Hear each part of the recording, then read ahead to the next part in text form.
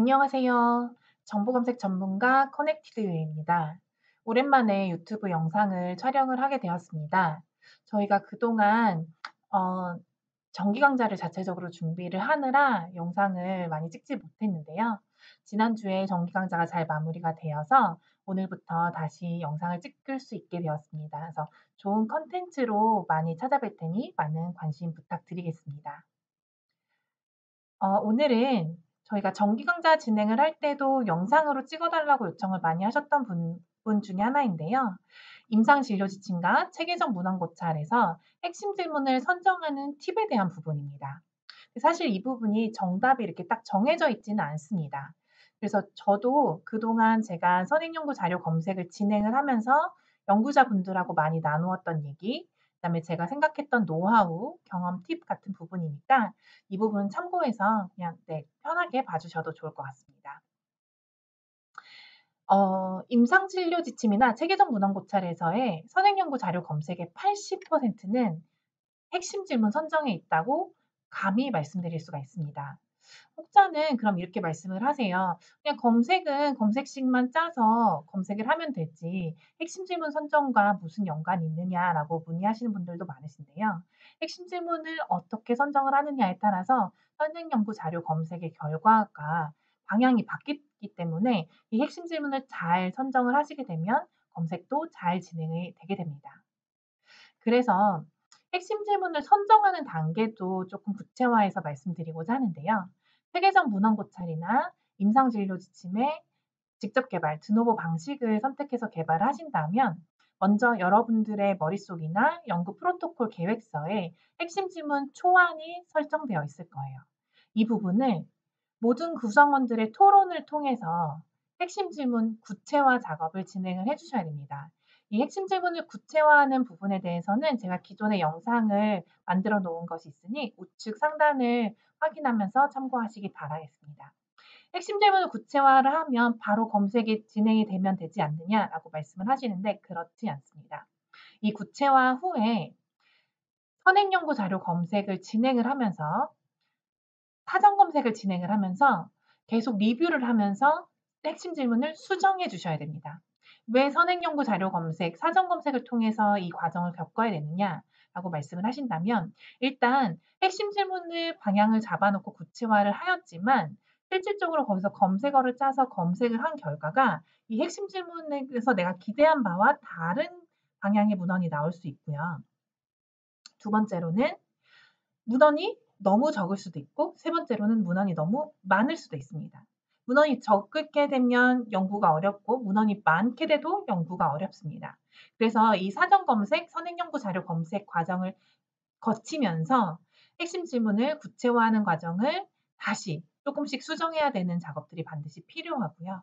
여기서 핵심 질문이 최종으로 확정이 되면서 거기서 맞춰서 검색어가 확정이 되고 그리고 나서 검색식을 작성한 후에 검색을 진행을 하시면 됩니다.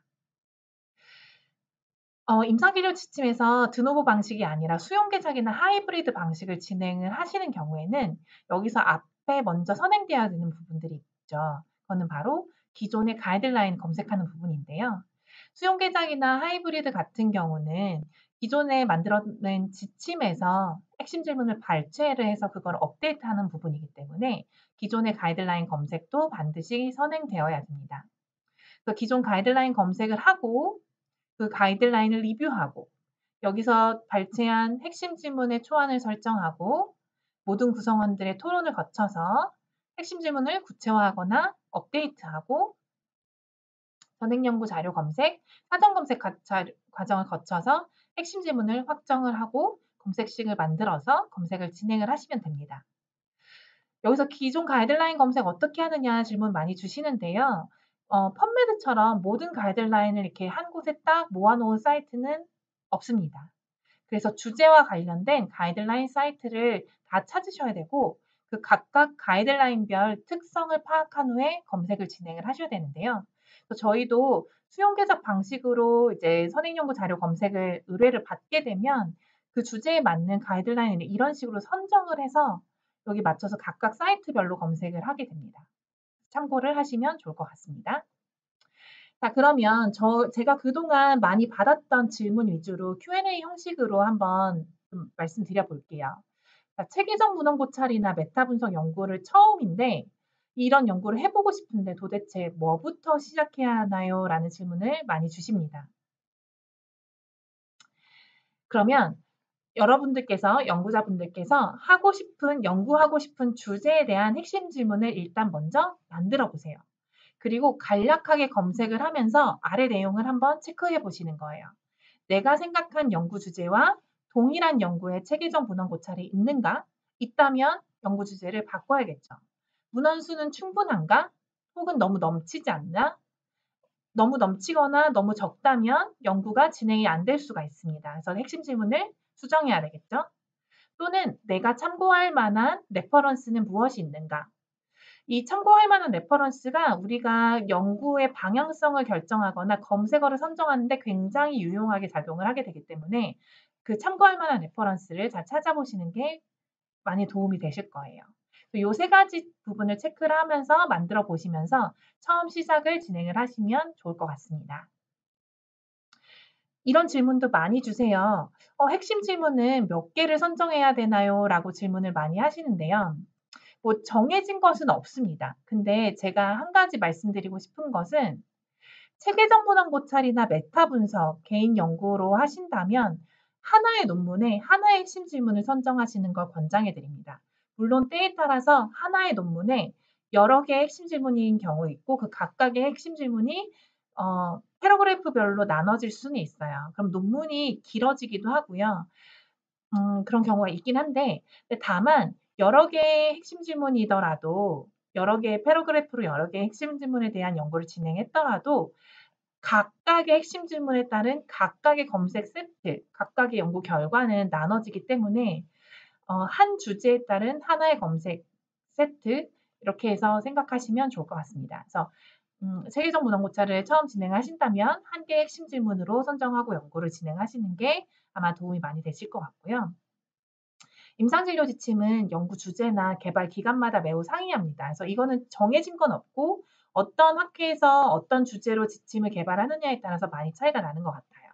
근데 뭐 참고할 만한 내용을 말씀드리면 나이스에서 제시한 바는 개발 기간 10에서 18개월 기준으로 15개에서 20개가 적절한 양이다라고 말했고 사인에서는 28개월 동안 40개 이하, 우리나라 임상시험센터에서는 1년 동안 5개에서 10개 사이를 권장을 한다고 말씀을 드렸습니다. 자, 한번 정해진 핵심 질문, 그럼 수정하면 안 되나요? 라고 많이 질문을 주시는데요. 어떤 단계에 있느냐에 따라서 다릅니다. 일단 핵심 질문 구체화 과정을 거쳐서 최종으로 핵심 질문이 확정이 되는 과정에서는 앞서 말씀드린 것처럼 핵심 질문이 많이 변경이 돼야 됩니다. 많이 변경이 될 수밖에 없고요. 이 변경이 되는 과정 동안에는 사전 검색, 펀메드 사전 검색을 통해서 변경을 해주시면 좋을 것 같고요. 이 과정에서 펀메드 사전 검색 과정 등을 통해서 문헌이 충분한지, 기존의 동일한 주제에 체계적 문헌 고찰은 없는지 등을 확인한 후에 최종 핵심 질문을 확정을 하셔야 됩니다. 다만 최종 핵심 질문이 확정이 되어서 검색식이 확정이 된 이후에는 핵심 질문을 변경하고자 한다면 검색어를 다시 선정하고 처음부터 다시 진행을 하셔야 돼요. 이 부분을 꼭 생각하시면 좋을 것 같고요. 다만 임상진료 지침에서는 공식적 합의 과정에 의해서 핵심 질문이 사라지거나 합쳐지는 경우가 있습니다. 다만 변경이 되어서는 안 됩니다. 그래서 체계적 문헌 고찰 연구 방법에서 여기 보시면 이 노란색 박스가 쳐져 있는 이 문헌 검색, 그 다음 단계로 이미 넘어가서 진행이 되었다면 여기서 그 다음 단계에서 진행되는 과정 중에 핵심 질문이 변경이 되었다. 그럼 처음부터 다시 프로토콜 개발부터 피코 선정부터 다시 진행이 돼야 되는 거라고 생각하시면 될 것 같고요. 임상 진료 지침에서도 요 노란색 박스 되어 있는 핵심 질문 선정과 근거 검색 이후 단계를 진행하는 과정 중에 핵심 질문을 변경해야 된다. 그럼 처음부터 다시라고 생각을 하시면 좋을 것 같습니다. 그리고 이런 질문도 많이 주십니다. 저는 핵심 질문이 3개인데요. 1번 핵심 질문에서는 코로나 시대의 우울증에 대한 지침 개발을 할 거고요. 2번 핵심 질문에서는 코로나 시대 우울증의 예방에 대한 지침 개발을 하고 싶습니다. 그리고 3번 핵심 질문에서는 1번과 2번을 합친 후에 아시아 사람들로만 엔드 조합을 하고 싶어요. 라고 많이 주시는데요. 검색은 A 플러스 B는 C 이렇게 되어 있지 않습니다. 그래서 핵심 질문끼리 조합을 하고 이 조합한 핵심 질문을 다른 핵심 질문으로 만드는 것은 중복적인 작업만 계속 작업을 하는 거에 지나지 않아요. 즉, 연구 기간만 더 늘어나게 되는 부분입니다. 왜인지 그림으로 설명드릴게요. 자, 1번 핵심 질문은 코로나 시대 우울증에 대해서 보고자 하신다고 하셨어요. 그러면 여기에 맞는 검색 결과가 이렇게 회색으로 나온다라고 했을 때 2번 핵심 질문은 코로나 시대 우울증에서의 예방이라고 보고자 하신다고 하셨어요. 그럼 이미 이 2번 핵심 질문은 1번 핵심 질문의 회색 서클 안에 들어가 있는 결과를 다시 보게 되는 겁니다. 또한 여기서 3번 핵심 질문은 1번과 2번을 플러스한 이후에 아시안으로만 다시 더 좁히게 된다. 그럼 이 3번 핵심 질문의 파란 영역은 1번에서도 나오고 2번에서도 나온 이미 기존에 확인한 결과를 다시 보게 되는 부분인 거죠. 그래서 핵심 질문을 이렇게 조합하시는 거는 권장하지 않습니다. 같은 논문을 3번, 4번 선택 배제를 하셔야 되기 때문이죠. 그럼 어떻게 해야 되느냐? 1번 핵심 질문 코로나 시대 우울증이라고 해서 민감도 높게 검색을 한 이후에 예방에 대한 아웃컴 혹은 다른 아웃컴 이런 식으로 나눠서 보셔야 돼요. 이 나눠서 보는 거는 검색으로 걸러내긴 힘들고요. 여러분들이 수기로 선택 배제를 하면서 1번 예방에 대한 아웃컴, 2번 다른 아웃컴, 3번 다른 아웃컴 이렇게 수기로 카테고리화 하셔야 됩니다. 그다음은 제가 핵심 질문을 선정하는 데 있어서 제가 좀 드리고 싶은 내용들, 팁에 대한 내용인데요. 자, 핵심 질문을 선정하는 과정 중에 있어서 정말 중요한 것, 특히 임상진료 지침을 진행하시는 분들이라면 너무 중요한 것, 모든 구성원들의 논의 및 동의가 중요하다라는 부분입니다. 저희는 논의 및 동의 다 받고 진행을 하는데요 라고 많이 말씀을 하실 거예요. 하지만 정말 디테일하게 이 부분들에 대한 내용들도 체크를 해주셔야 돼요. 우리가 생각하는 연구 주제 범위가 이 범위가 맞는지, 여기에 대해서 다 동의하는지 이런 부분들을 체크하시는 거는 당연하고 성인, 뭐 몇 년도 이후 이런 연구 제안자를 다 동의하는지 이런 부분에 대한 부분도 체크를 하셔야 됩니다.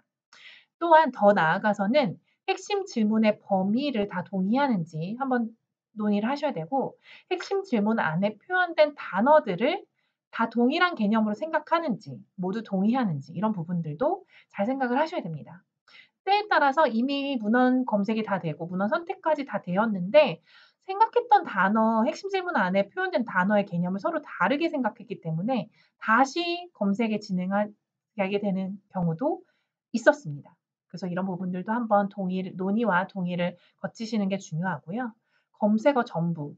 전체적으로 선정된 검색어가 수가 많아서 한번 쭉 리뷰를 하시게 되면 나중에 문헌 선택 배제할 때 이건 내가 생각했던 범위가 아닌데? 라고 생각을 하면 나는 이 검색어를 넣는 건 원치 않아요. 라고 그때 가서 말씀하시는 경우들도 많아요. 그래서 검색어 전부를 다 모든 구성원들이 동의하였는지 충분히 논의 과정을 거친 후에 검색을 진행하시는 것을 권장드리고 논의가 되지 않고 동의가 되지 않았다라면 다시 처음부터 진행해야 되는 가능성이 굉장히 높습니다.